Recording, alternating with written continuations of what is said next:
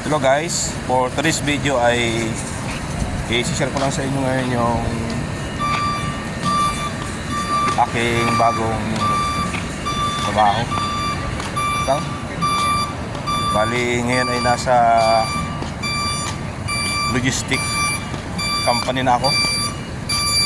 Yan, kung makikita nyo sa likuran ko yung mga truck. Bali kay Shopee. Yung mga nagdi-deliver ng parcel sa ating mga bahay. Bali kami yung mga driver ng mga bultuhang truck. Iba pa yung iba pa yung mga nagdi-deliver ng naka-rider na motor. Mga tawag dun, mga motor rider yon. So kami naman ay fleet movers ang tawag sa amin kasi maramihan yung aming dinadala. Yan, makita sa aking likuran. Mga truck yan, mga 6-wheeler na truck. So bali yun ngayon ang trabaho ko. Yan. Marami yan. Nasa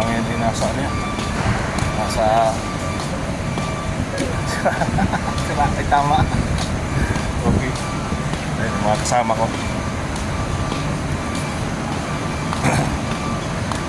Yan, makita mo. Maraming truck yan. Sa ngayon ay dito sa bandang side na to ay nasa mga 30 ton truck ito. Nasa mga 30 ton truck itong magkakahanin ito na naglo-loading ngayon. Na ang duty namin ngayon ay 6 to 3.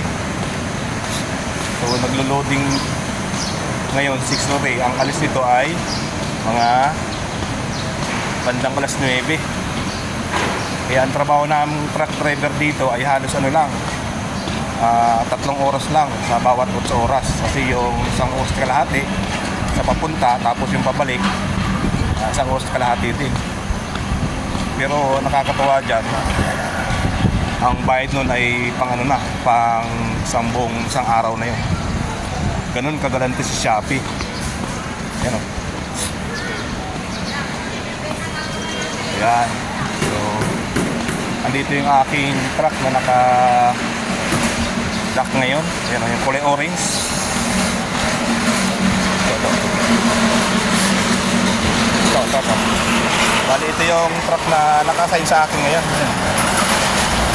Ayan, Poton niya na, Poton. Ayan o.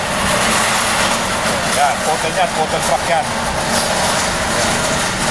Bali first time ko makapag-drive ng Poton ngayon. Pero nakita ko, naramdaman ko napaka-lakas ng makina ng Poton compare sa ibang truck. Ayan.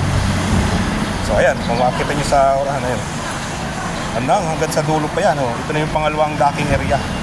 Ito nasa mga nasa mga 40 sa mga 30 truck din yan hanggang doon sa dulo. So ito yung trabaho ko ngayon at ito yung kwento ng pagiging isang buhay truck driver. Okay? Ang trabaho ay halos lang. Ang pagdadrive ay 3 oras lang balikan. Pero ang bayad nun ay nasa Manila rate na. Plus meron pang allowance na halagang 250 araw-araw yun ha. Ito nakakatawa dito ay araw-araw din naman ang biyahe namin dito. Kaya masasabi ko na hindi siya ganun kahirap. Medyo maluwan siya kumpara doon sa ibang trabaho na talagang 8 oras ay talagang tagaktak ang pawis mo. So ganun kagalante si Shopee sa mga driver niya Bali Manila rate ang binibigay kahit nandito kami sa Laguna, sa Calamba. Tapos meron pang 250 na meal allowance araw-araw. Kasi ang bayaran ng biyahe ngayon dito ay per trip. Kapag naka second trip ka, mas malaki ang kikitain mo.